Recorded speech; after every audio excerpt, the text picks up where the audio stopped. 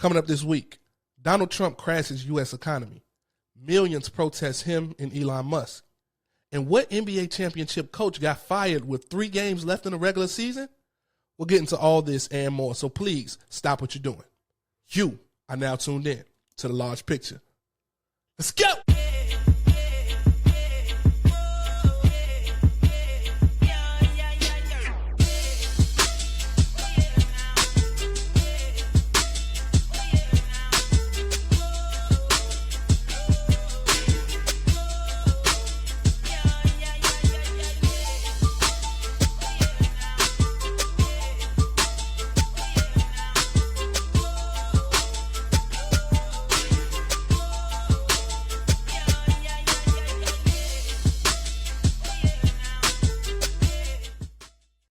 Welcome, and thank you all for tuning in to another episode of The Large Picture with Javon Berry. Please give yourself a round of applause.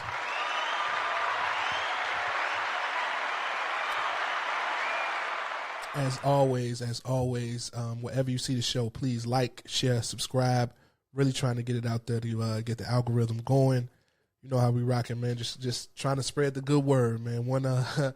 One pod episode at a time. So kicking off this week's episode, we're going to kick off this week's episode in absolute chaos. President Donald Trump is intentionally sabotaging the U.S. economy. I don't know if intentionally sabotaging is redundant. Donald Trump is sabotaging the U.S. economy might be the more appropriate verbiage, but it's true. He's actively sabotaging the U.S. economy. Now you say, how is he doing that, Vaughn? Well, using national emergency powers, I don't know where the national emergency is, Trump announced 10% tariffs on all imports into the United States, and even higher tariffs on goods from about 60 countries or trading blocs that have a high trade deficit with the U.S. That includes China and the European Union, which will be levied new duties of 34% and 20%, respectively. I'm here to tell you that number on China now is far higher. We'll get into that a little bit later. But the president has proposed this strategy of taxing places that we import from or we export to if there is some type of deficit, meaning if we take more than we receive. I really don't understand that because a lot of materials that we use, we don't produce here, or they may not have no need, but they have there, right? It's like being upset with Canada. It's like Canada being upset with us if we have a trade deficit in lobster. Canada gets like 80% of Maine lobster or something like that, right? They're an importer and we're an exporter of that. That's something that we have here specifically that they don't have or don't have as much of, right? Of course you would buy it. That benefits us. But for some reason, that's a problem for the president. He doesn't understand how trade deficits work. But let's listen to him talk about his tariff proposal, and we'll talk about it afterwards. Despite all the turmoil with the markets, President Trump bragged about his trade policies last night at a Republican event in Washington. I do think that the war with the world, which is not a war at all, because they're all coming here. Japan is coming here as we speak. They're in a plane flying, lots of them, all tough negotiators. But things that people wouldn't have given us 2 years ago, wouldn't have even thought of it 2 years ago, 3 years ago, 5 years ago, 7, they're giving us everything. They don't want tariffs on themselves. And it's very simple. We're making deals and people are paying tariffs. Countries are paying tariffs. I'm telling you, these countries are calling us up, kissing my ass. They are dying to make a deal. Please, sir, make a deal. I'll do anything. I'll do anything, sir.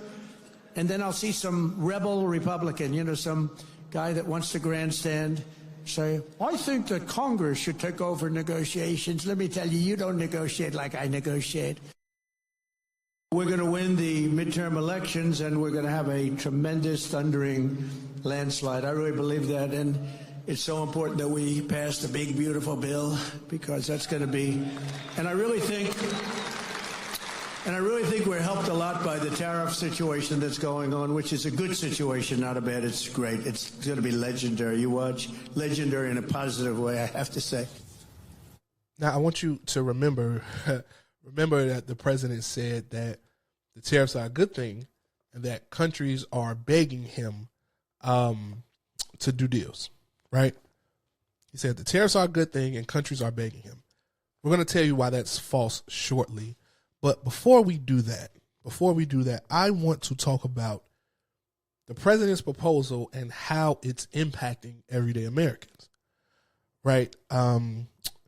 The Anderson Economic Group, AEG, put out a report and estimated that auto tariffs alone, tariffs on automobiles, tariffs on cars, parts, anything like that, auto tariffs alone for cars like Honda Civic, Volkswagen, Jetta, smaller cars would increase in price from anywhere from $2,500 to $4,500 for the smaller cars. Bigger cars, Chevy Suburban, GMC Yukon, Cadillac Escalade, will go anywhere from $10,000 to $12,000 added onto the sticker price. Now, these are the numbers that they're estimating.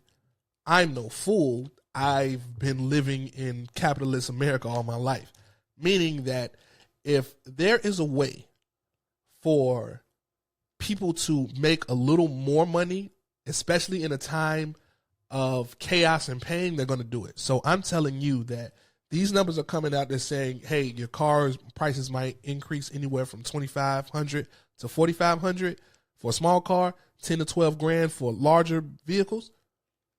You're going to have to add a little more to that because these car dealerships are going to say, these are the prices because of the tariffs, and see if someone pays them.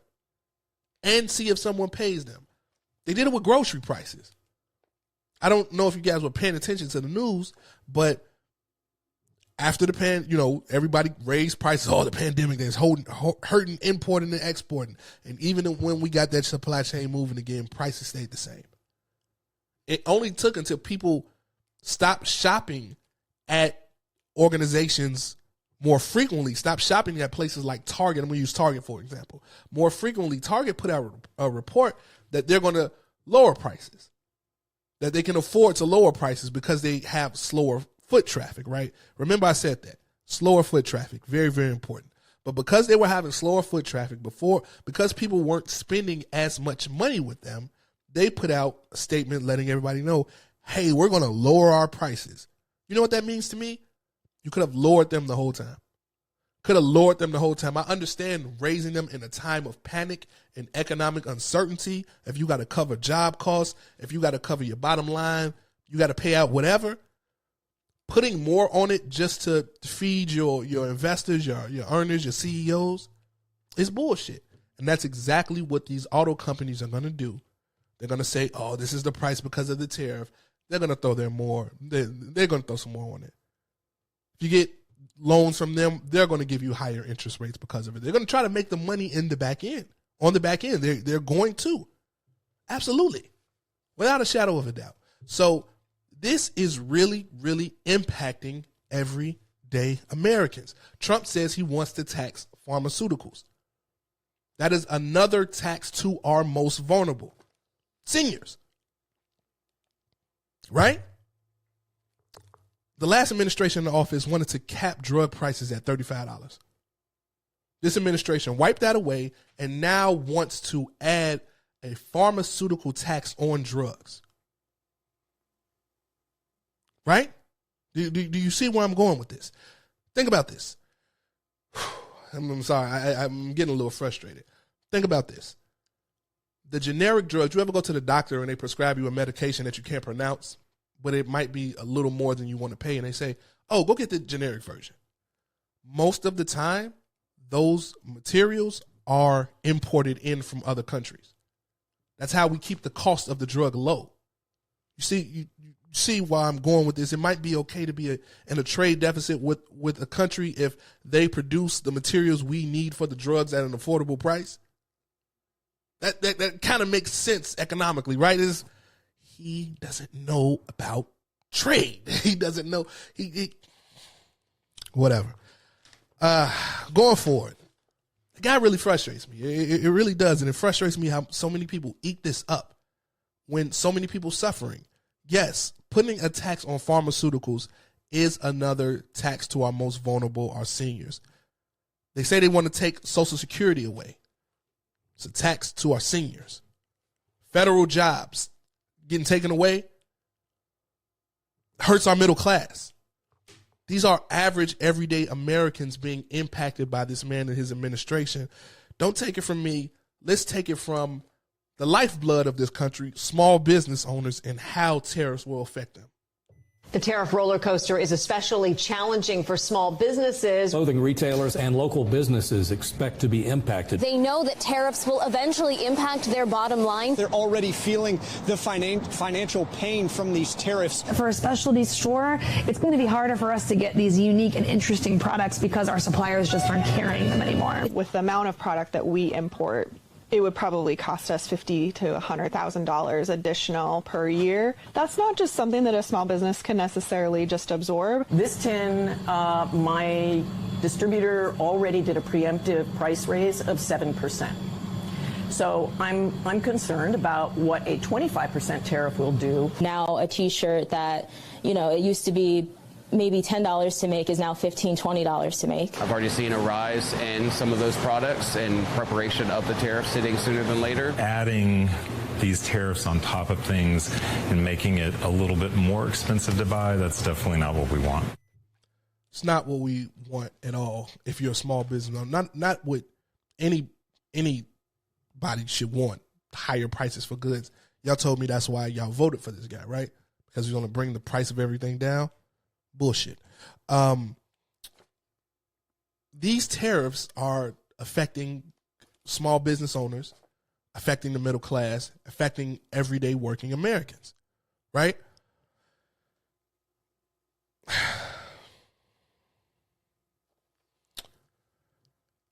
You could say, Vaughn, okay, you're telling one side of the story. What about the people who support him? What about the people who don't say, who staunchly voted for him and was for everything that he pushed, just fully believed in him?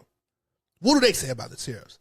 Let's take a listen to Texas Senator Ted Cruz, big Trump supporter, and his thoughts on tariffs. I got to say, if we're in a scenario 30 days from now, 60 days from now, 90 days from now, with massive American tariffs and massive tariffs on American goods in every other country on earth, that is a terrible outcome. It's terrible for Texas, which obviously I care about deeply, and it's terrible for America. It will hurt jobs and hurt America. Number one, it would destroy jobs here at home and do real damage to the U.S. economy if we had tariffs everywhere. Number two, and this is a virtual certainty, inflation, this is going to have a powerful upward impact on inflation. There might not be no bigger Trump supporter than Ted Cruz, even though he shouldn't be. Trump disparaged him and his wife on live TV. But for whatever reason, you would be hard pressed to find a bigger yes man and Trump supporter of Ted Cruz. Even he is saying that these tariffs are a problem because his job is on the line. If he's saying he's supporting this and he knows the people in his state are getting hit hard by these tariffs, he knows he will be voted out and he knows he will have to find other employment. So now Ted is speaking. Not only that, I'm sure he has retirement accounts. I'm sure he has savings. I'm sure he has money invested into the stock market that he just seen go poof in a 24-hour period, right? Let's take a listen to another huge Trump supporter, Kentucky Senator Rand Paul. Rand loves Trump. Let's hear what he says about tariffs. Not only bad, tariffs are bad economically, it's not good form for a constitutional republic to have taxes raised by one person. When our Constitution was written, it said taxes originate in Congress, and more specifically, they originate in the House. So there's nothing about this that's consistent with our constitutional republic. So not only is Rand Paul saying, hey, this is a bad deal, this is a bad idea economically, but this might be downright unconstitutional. What you're doing might not be constitutional. Rand is a huge Trump supporter. Rand, I'm sure, also has 401k and retirement savings as he is an aging senator. He probably plans to what he wants to do for the rest of his life when he gets older and wants to wind down like most Americans.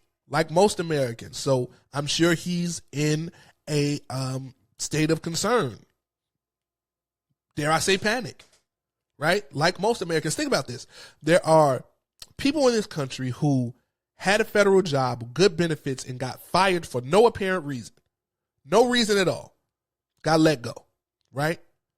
There are people who were planning on retiring this year, maybe even this month, turned 67 as soon as I see it all the time. I've been working in warehouses and in different companies all my life. And every now and then I come across somebody and they were like, yeah, I'm getting ready for retirement. I've been doing this so long. I already have the date, know when they're doing it. I've seen a few people wait until their 67th birthday. My 67th birthday is on September 19th. On September 19th, that is my retirement day. I've seen it happen recently, just this year. I've seen it happen. Think about the people who woke up and their retirement day was this Monday or this Tuesday. And they go to get ready for retirement and they look at their savings account and it's 40% gone, 60% gone. Depending on what you invest in, you don't know how much some people might not have anything. I heard Dave Portnoy, huge Trump supporter, told people in 2016 who he's voting for, couldn't vote for anybody else, been pumping the Trump bandwagon, online crying because he lost $20 million. That's a lot of fucking money. Aiden Ross was up there doing that little Trump jerk dance. Oh, yeah, on his podcast. Real popular streamer. Trump live on the stream, crying because he lost $10 million. A lot of stories like this. A lot of Trump supporters talking about, I lost 60% of my 401k. I lost 40% here. Hey, man, I lost $80,000. It's a lot. This is what you voted for. Economic uncertainty is what you voted for. There's something to say for stability. When everything is smooth, everything is all right, we got a plan, we're going to build this up. This is how we're going to build up the middle class. That's what the other side wanted to give you. They had planned on giving government contracts to home builders to make more homes, to lower the cost of homes so people can afford them again. They had plans for health care, plans for education, plans for child care, plans for small businesses, giving out grants and loans to small businesses. The other side had a plan. You ask this side about a plan, what they say? They got concepts of a plan. Got no damn plan. So we're in absolute chaos. The markets are going crazy.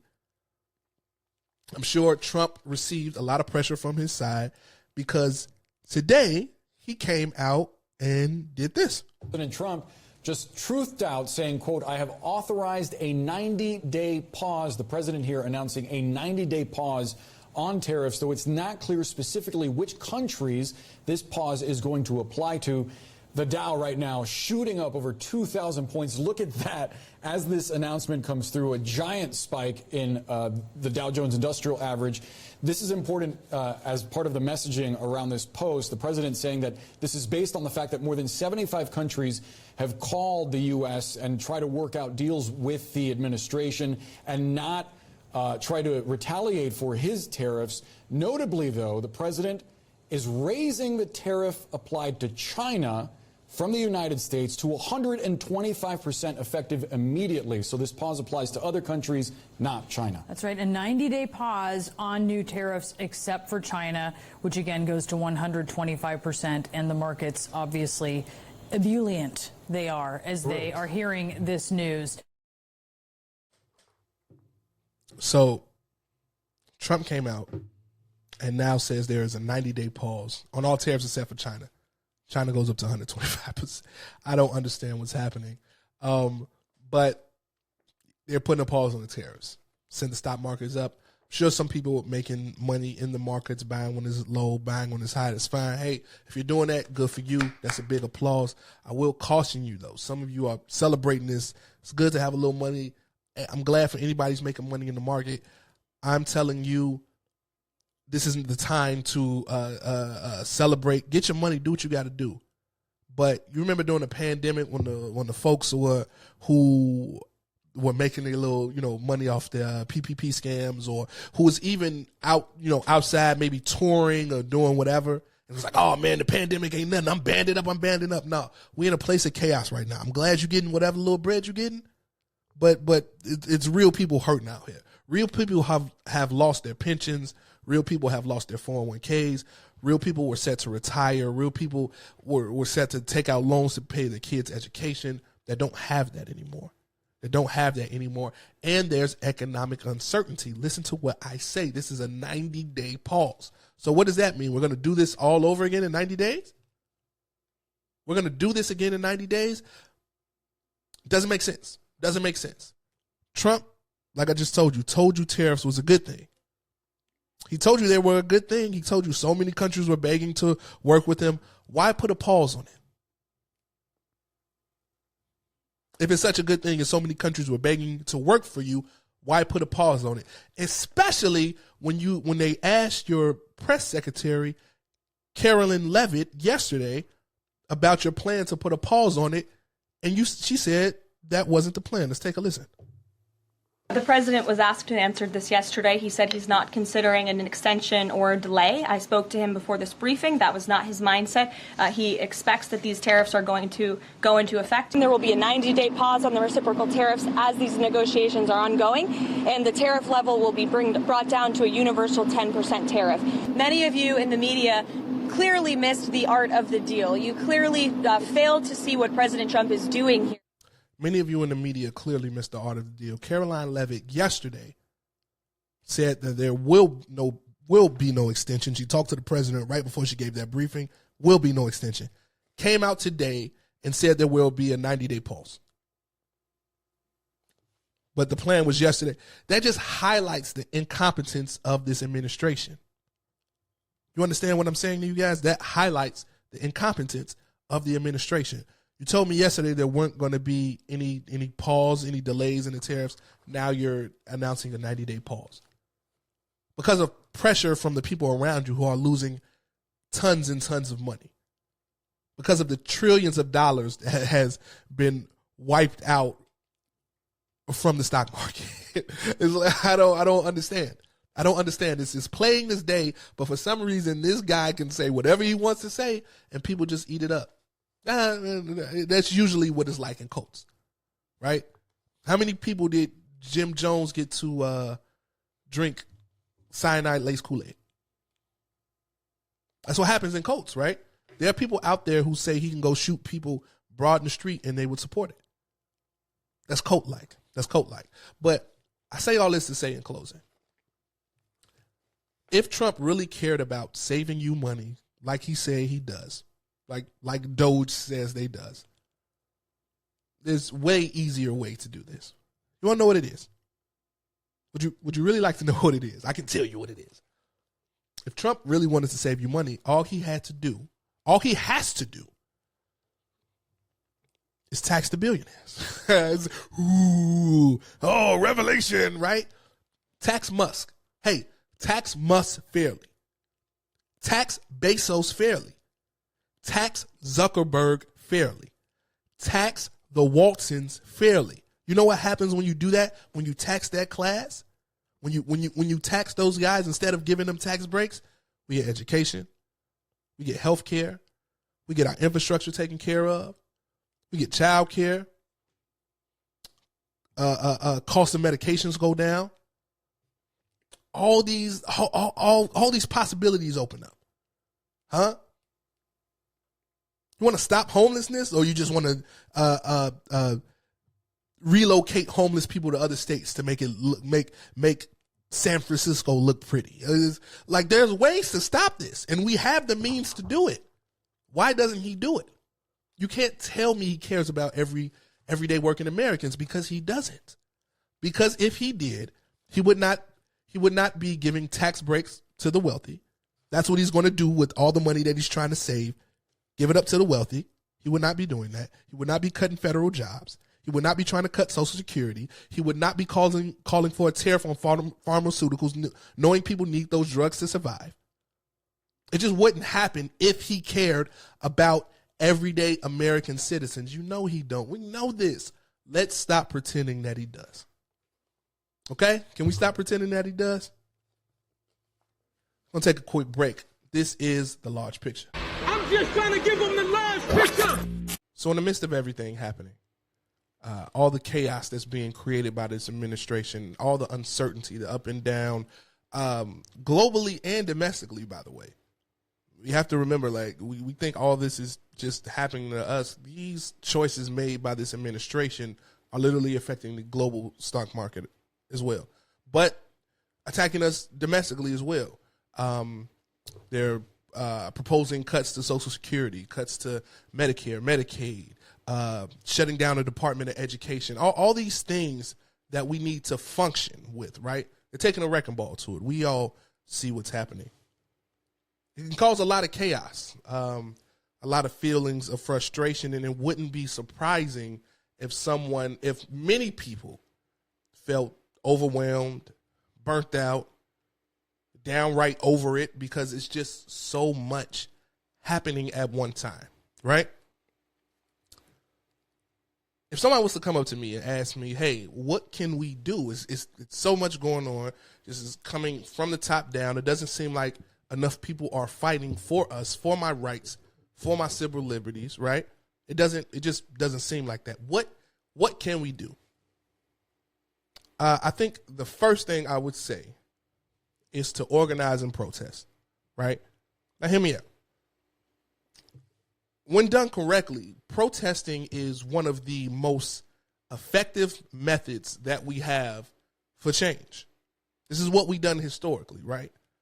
As a country, yes, but even as a culture for black folks, this is how we got things done historically, right?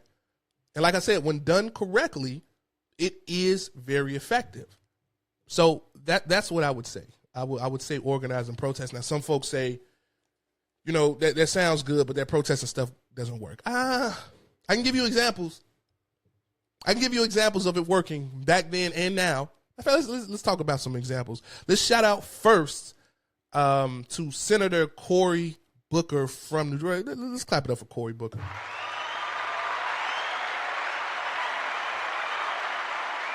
That's right. For those of you who don't know, U.S. Senator Cory Booker out of New Jersey held the Senate floor with a marathon speech that began and lasted 25 hours and 5 minutes, speaking directly to the American people for 25 hours and 5 minutes.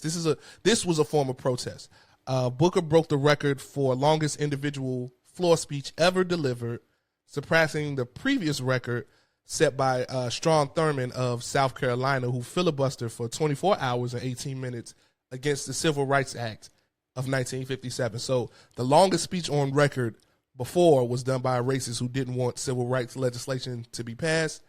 The new record is done by a black man to bring awareness to what racists and white supremacists are trying to do to this country right now. Let's give it one more time for Cory Booker.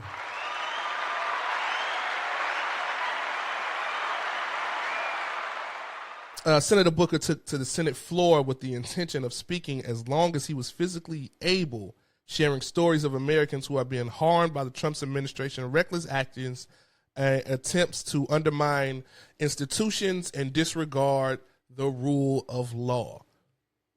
Spoke for 25 hours, 5 minutes. It was amazing. So you would say, okay, he spoke a long time. What did it do? I would say what a lot of protests do, especially in the beginning, raise awareness and bring attention to this cause.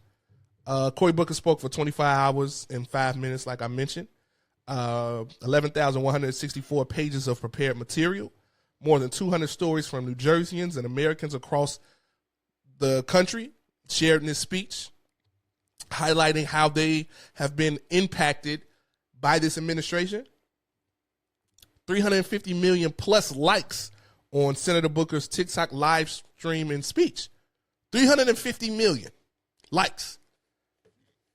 350 million. It's a huge number. That's raising awareness. More than 28,000 voicemails of encouragement left on Senator Booker's main office line. 300,000 plus people, largest number of viewing Senator Booker's live stream across platforms. Those are some big numbers. And like I said, protests work in different phases, right? This particular one was to raise awareness. 350 million likes on TikTok is raising a hell of a lot of awareness, man. 300,000 people viewing across platforms will raise a lot of awareness. Bringing all these stories, when you bring hundreds of stories from people across the country, sharing any sentiments, broadcasting to people, you're raising awareness, right? That's a positive. That is a positive form of protest. But you say, oh, okay, he's raising awareness, but how can that cause change? Well, to begin, you got to raise awareness. But let's go to another method. Let's go to shout out to Pastor Jamal Bryant for the Target boycott that's going on right now. Right now, when this was first announced, it was met with some skepticism from some people. I'm sure some people are still skeptical. I was on in a personal note. I was on Facebook scrolling, and a little cousin of mine had commented, and he said something to the effect of, also, y'all want us to boycott for one day and then just go back. Yeah, that make a lot of sense. Like, you know, being sarcastic or whatever. And I seen the post and I wanted to comment, and I was like, well, you know, the one day is supposed to be used as a sample size to let people know what could happen if we continued on. So part of the protest. It all ties in together, right? They all can be used as different tools.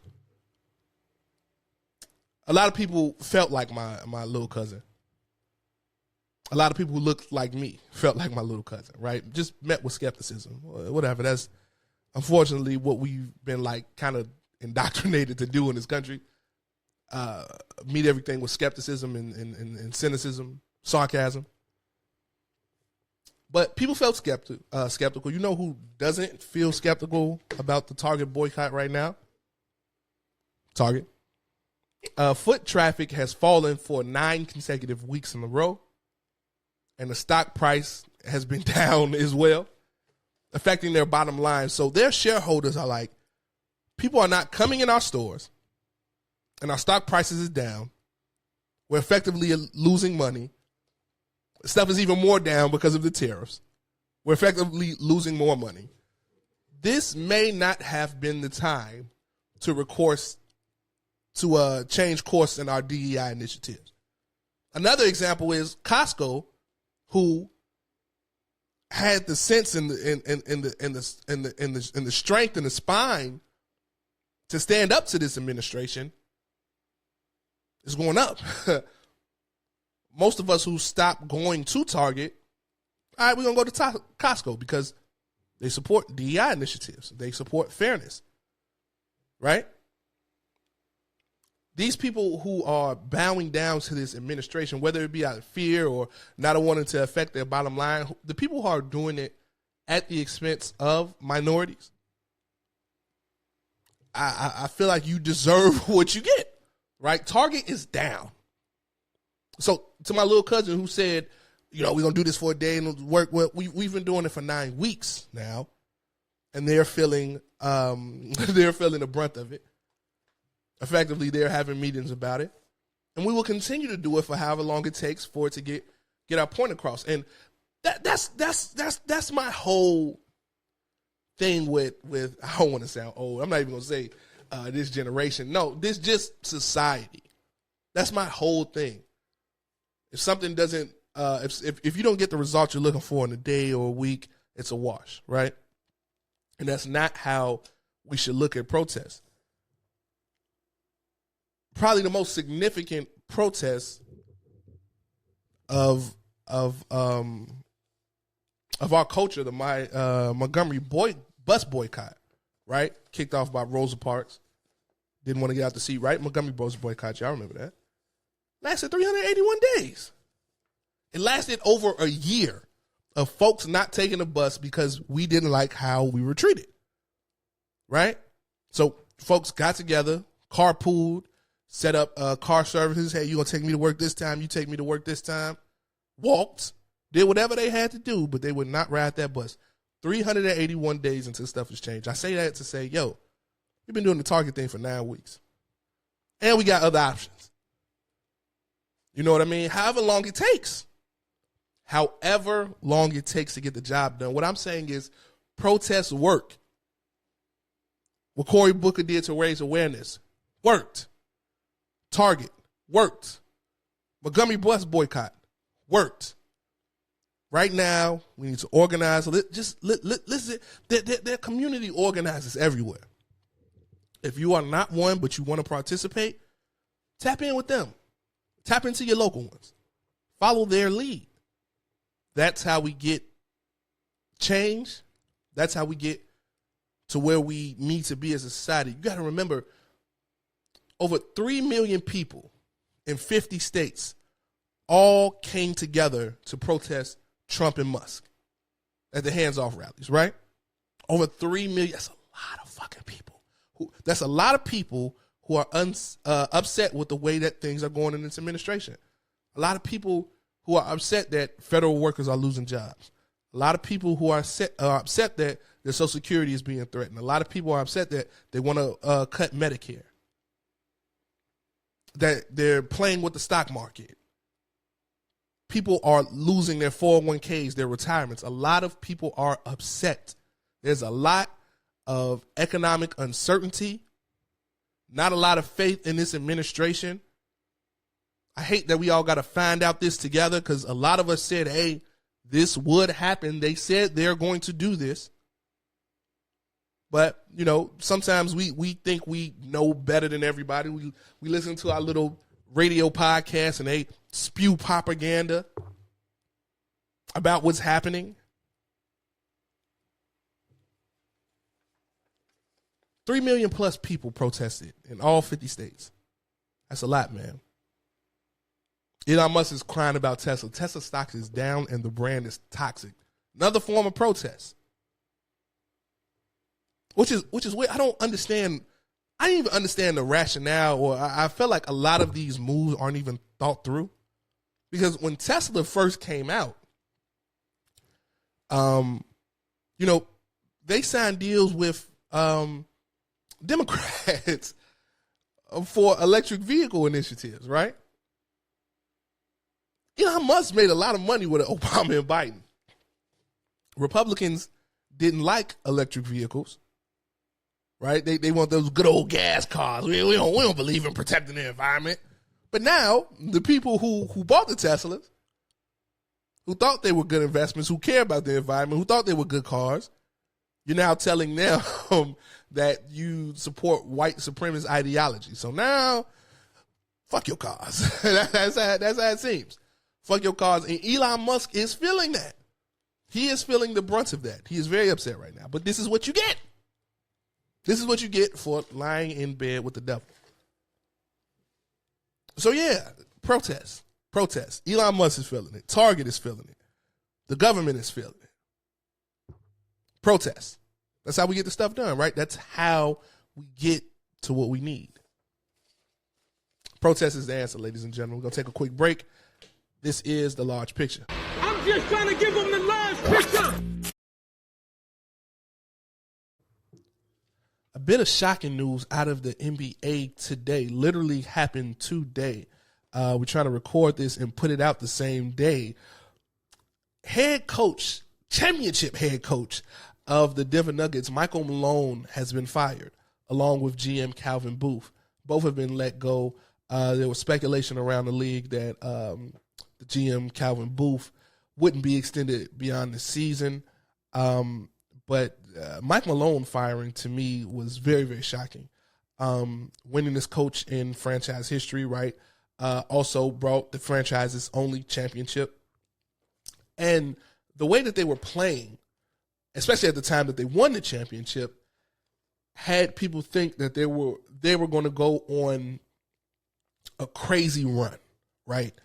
And I guess if I go back and think about it, there was some speculation that if Mike Malone didn't find a way to get Denver deep into the playoffs or even win the championship in 2023, that the organization was thinking of letting him go.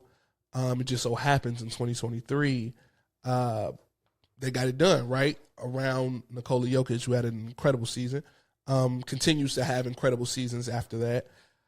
So it was really, really shocking to me to see that Mike Malone was fired. He's a great coach, and great coaches are hard to find in any sports league, definitely in the NBA.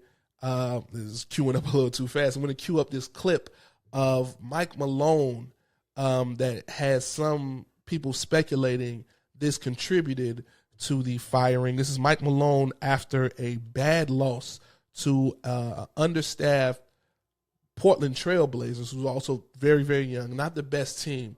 Listen to Mike Malone call out his players. I think each guy's got to look themselves in the mirror and start coming to each respective game with the proper mindset and have some pride. I didn't think we played with any pride tonight. How do you feel like they took that? I really care. It's not my job to evaluate how they take things. My job is to be honest, and sometimes brutally honest. And tonight, it was a brutally honest message. And the guys that are full of shit won't hear it. You know, they'll say, Coach is tripping. And the guys that maybe do really care will, because they're not going to go back and watch their minutes, because nobody watches their minutes. Nobody watches film. So we'll have to show them the film. And I said, if somebody disagrees with me, please speak up. And nobody said a word. So, again, I'm not really concerned with how they took that message. My thing is being honest with how we just played. Just got blown out in L.A. Come here against a team that is down 3, 4, 5 starters, and you mess around with the game. That's what happens. And that's exactly what happened tonight.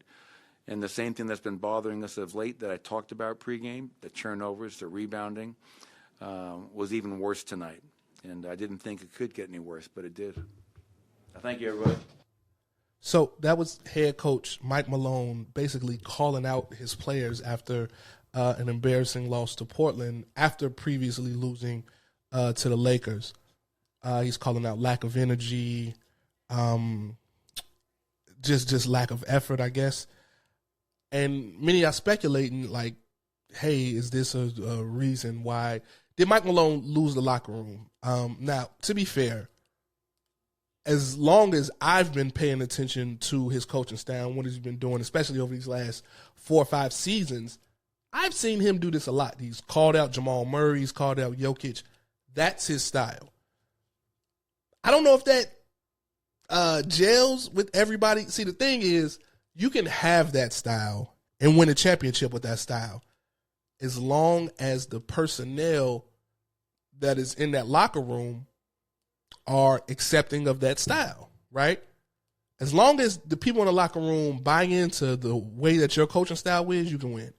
The problem is very, very, very seldomly, almost never do you keep an entire team together, but very seldomly do you keep the core 8 or 9 guys together, right?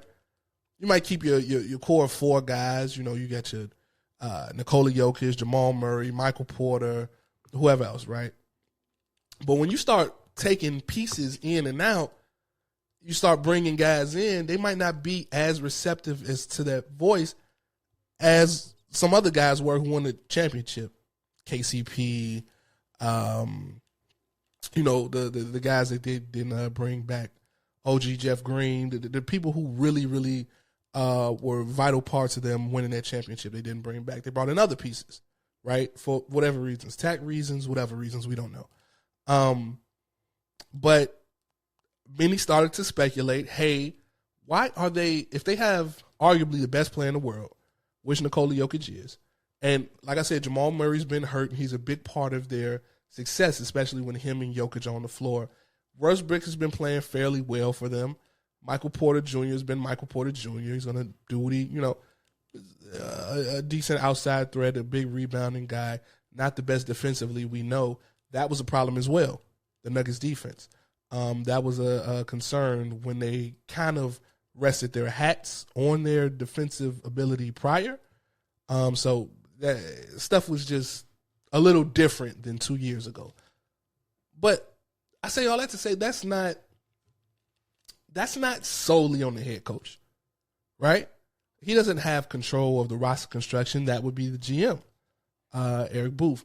Now, some are saying that Coach Malone and GM, I say Eric Booth, Calvin Booth, my bad, CB. Folks were saying there was some kind of beef or Cold War between Calvin Booth and Mike Malone, basically centered around there were rumors that they weren't going to bring him back. They didn't like his approach to this year's draft. They didn't think he was aggressive enough. He went out, drafted young pieces. Mike Malone isn't playing these young pieces to show, hey, I drafted these guys to add to the team. You can't see the value of my picks if they're not getting played. So there was some back and forth about that. Why aren't these guys playing? Why are these guys playing? Blah, blah, blah. So that can cause some friction. And to management's defense, you always want your GM and your coach on the same page if you're trying to go for a championship. Your GM and your coach got to be on the same page. Mike Dunleavy Jr., Steve Kerr on the same page. Pat Riley, Eric Spoelstra on the same page. Brad Stevens, Joe Mazzulla on the same page. You know what I mean? You want your coach and your GM on the same, and ownership too. Obviously, you know, it all has to work together. But your coach and your GM can't be beefing. My problem was it was 3 games left in the regular season when you let the only coach to win you a championship 2 years ago. 2 years ago, you let him go. Do you give him a run to, because what you could have made this move after the season, right? To me, so more will probably come out, I'm sure, but it's just really, really shocking that we got to this point with this great of a coach. So it kind of leads me to believe there's something going on in the locker room, right? You kind of have to feel that way. Let's take a look. Let's take a listen to Russell Westbrook. This was after a loss to the Indiana Pacers. This was after a loss to the Pacers. Let's take a listen to Westbrook and dissect what he had to say a little bit. Fortunately, you guys need to clean up right now and get ready for the end of the regular season. I'm not sure, to be honest. Your coach just mentioned the urgency of the situation, trying to avoid the play-in right now. Do you feel like in this locker room there's a sense of urgency? I don't know, man. You know, not sure. Michael Morris called this team one of the most resilient in the league this season. You obviously are able to draw from so many experiences. What can you kind of try to draw from to help this team in a situation like this where you're coming? I don't know. I don't have the answer for you, man. I wish I did, but unfortunately, I don't. You know. No. What's frustrating you the most right now? I mean, probably just losing. You know. Where's the confidence that this group can figure something out in the next 3 games and, you know, be on the right path heading into the postseason? I hope it's high. I can't speak for everybody in the locker room, but you know, my head stays high and get ready for Wednesday. Thank you. So Russ was kind of on his Marshawn Lynch. I'm just saying not to get fined bag, but some of his answers to some of these questions kind of got the wheels turning a little bit. They asked him, what do you guys need to do to improve? Westbrook says, I don't know. They asked him what the energy like in the locker room. He said he can't speak for everybody else. I hope it's high. That's not something that you say when things are going well, right? So there was obviously some turmoil in the locker room. I'm not sure if they had players only meetings. I'm not sure how things felt, but things have had to have gotten toxic enough for ownership to say we need to get rid of coach and GM. So that lets me know that they want to build from the ground up again, from the ground up. So we need, or from the top down, however you want to look at it. We need a new GM, find a new GM. GM gives his input on who the head coach should be overall. And then they start making roster adjustments. I know Bob Myers is sitting out there with his level of success and that he has. Not sure if he's interested in that or not. I know he has a broadcast career right now, but say it's Bob Myers and then they bring in another head coach and the roster starts to look different because you're trying to utilize these last few years of Jokic's prime, however that is.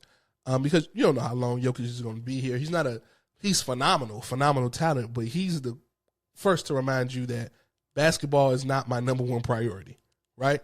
So you don't expect him to have this longevity run, you know what I mean? He's already making crazy money. He's already worth 9 figures. So I'm sure he's able to take care of his family for generations and generations. And if basketball is not his number one priority, then, one starts to think, well, how long is this guy going to be this passionate about doing this? And if you start to feel that way, then you want to maximize the window that you have. And if your coach loses control of the locker room, I can see why you would start to panic a bit. I'm just saying it's kind of disrespectful to the guy who's brought you your only championship. That's it. And this trend of coaches being successful and getting fired shortly after is really, really bothersome. With Michael Malone's firing, 4 of the last 6 championship coaches are no longer with the team that they won the championship. So 4 out of the last 6 teams to win the finals no longer have their head coach. Nick Nurse won in 2019. Raptors let him go. Frank Vogel won in 2020. Lakers let him go. Mike Budenholzer won in 2021. Milwaukee let him go. And Michael Malone won in 2023. Denver has now let him go. The only 2 who are still with their teams are Steve Kerr with the Warriors in 2022 and Joe Mazzulla with the Celtics last year. That's it. Like I said, Mike Malone is the 4th longest tenured head coach. Yeah. He's the 4th longest tenured head coach. This turnaround that we're seeing is with head coaches and being let go with recent success, it is a bit shocking to me. Has to be a bit shocking to other NBA coaches, and it looks like the league is putting people on notice. Winning a championship or crafting a championship culture is not the end-all, be-all anymore. It seems like the NBA is letting coaches know we are in a what have you done for me lately league. And that sucks, man, because there's some phenomenal coaches out there, but just like anything, you have to be in the right situation to succeed. So for phenomenal coaches out there that need to be in the right situation, will we see Taylor Jenkins, who got fired with 9 games left in the regular season? Will we see him go over to Denver? Will we see Mike Malone go over to Memphis? I don't know. We will see. So there's some big names on the board. I'm sure, unfortunately, there are going to be some more coaching changes at the end of the season. People will weigh their options. Maybe people want to spend time with their family. We don't know what's going on. But always some stuff moving around.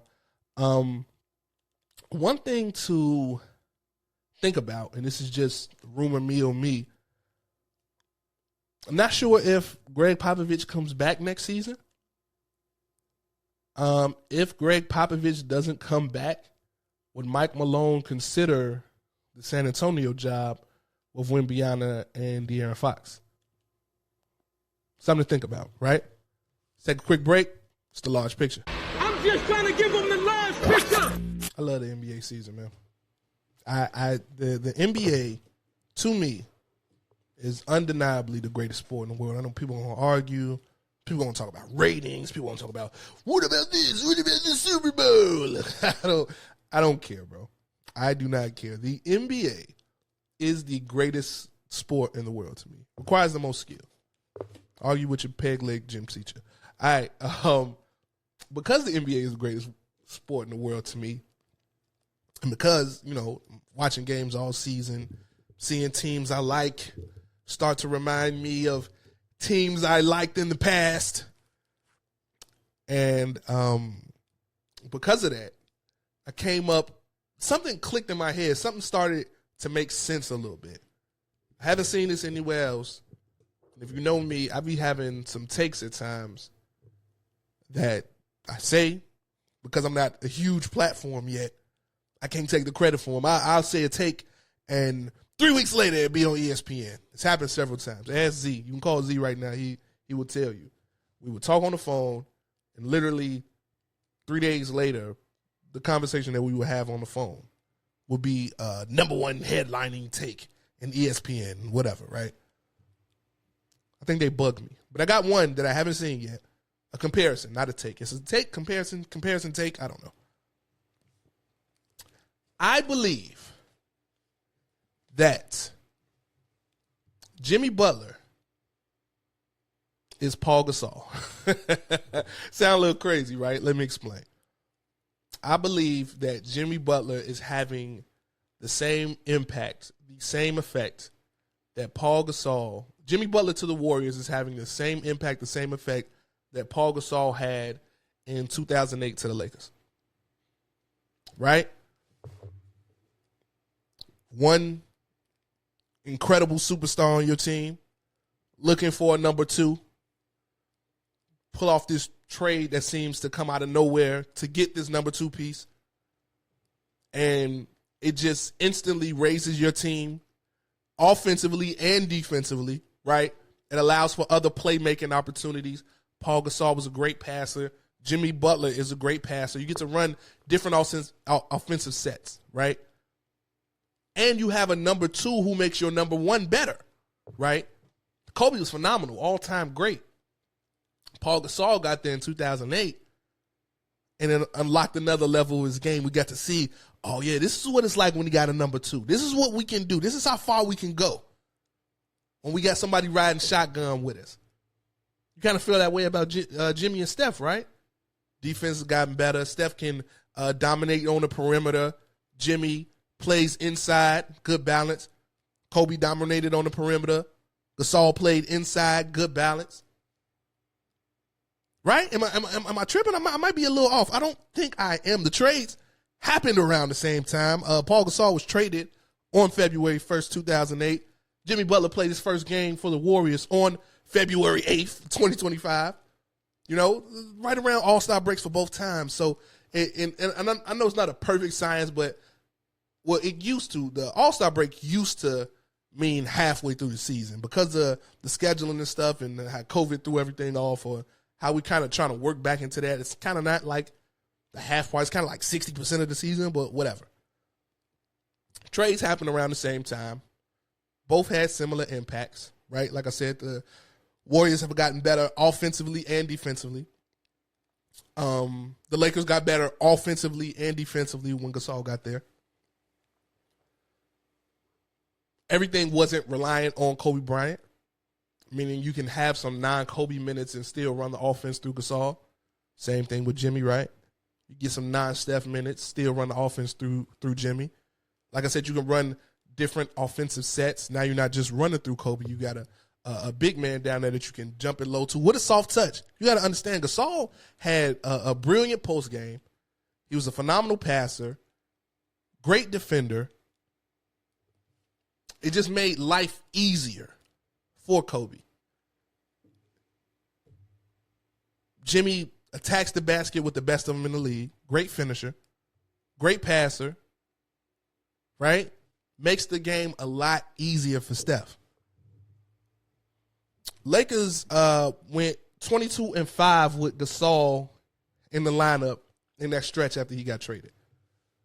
Dubs are currently 23-6 with Jimmy Butler after the trade.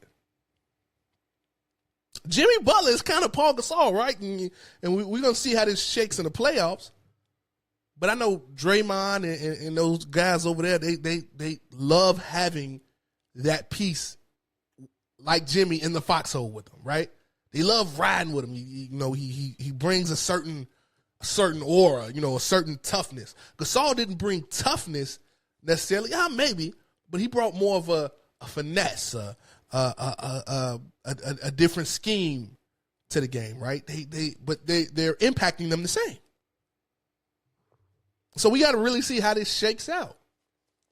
Lakers ended up getting to the finals and losing in the finals. We don't know what the Dubs are going to look like. It's kind of like, I wanted to avoid this. It's kind of looking like it's shaping up for Warriors, Lakers, first round. I wanted that to be, I ideally wanted it to be Western Conference Finals, but the percentage for that was very, very low. But if it's first round off the bat, it's first round off the bat. I just hate that two teams that I really, really like are playing each other in the first round. It kind of sucks. But what you going to do? But yeah, man, Jimmy Butler is Paul Gasol. He is impacting the Warriors the same way that Paul Gasol impacted the Lakers at the time. We know how that story ends. Ended up going to 3 finals, winning 2. We'll see what happens with the Warriors. But in all seriousness, just what he's bringing, everything he's doing, it just fits. And that was the biggest thing with Gasol. What he brought just fit. It just fit. It filled a lot of holes that they had before. Didn't really have the best post game, offensively or defensively. Gasol filled a lot of those holes. For the Warriors, it didn't have a consistent free throw threat. One, even though Steph gets his a lot, he doesn't get the whistle like he should. So bringing in Jimmy, you get somebody who can just get to the line with the best of them, right? Slows the game down a little bit. You got to understand when people get fouled and free throws are being shot, that's time for players to rest. You're not up and down the court, right? You're getting time, minutes for Steph to rest. Steph runs around all day. Gets time for him to rest with free throws. Jimmy brings that. Jimmy takes the defensive pressure off Draymond, right? Oh, Jimmy can go guard SGA. Draymond ain't got to do it, right? Draymond can focus on being the defensive quarterback, running all the sets, right? Immediate impact, similar impact. It's really, really fun to see. I'm really excited to see how this is going to shake out. But yeah, remember I said it. Remember we said it here at the Large Picture before it gets to ESPN, the FS1, all this other stuff. Before Brian Windhorst, I think Jimmy Butler is Paul Gasol. Before they get that, remember I said it first. Jimmy Butler is impacting the Warriors the same way that Paul Gasol impacted the Lakers that ended up going to 3 finals and winning 2 championships. Got it? We good? All good. This has been another episode of The Large Picture with Javon Berry. Please, wherever you see the show, like, share, subscribe. Get it out there, man. We're trying to get the algorithm together where it needs to be. I appreciate you all tuning in for another week. We growing. We back, man. I think this is like our 3rd week in a row dropping fresh episodes. We coming back. We hitting them hard next week. I'm working on next week right now. Right now. There's a lot going on politically. It's a lot going on in the culture. And, of course, it's a lot going on with the NBA. I might just do one-offs. That's not episodes, but talk about the play-in, talk about NBA matchups and stuff like that. Get some more. It's a bunch of fun stuff we're going to do. We really turning it up this summer, baby. We are really turning it up this summer. I'm going to be at that podcast festival in Atlanta, the Black Effect Podcast Festival. I'm down there. My 3rd year going that. This is a real dope experience. It's going to be fun. But, yeah, man, thank you all for tuning in. I will see you next week. This has been another episode of The Large Picture with Javon Berry. Please be blessed. Enjoy yourself. Peace.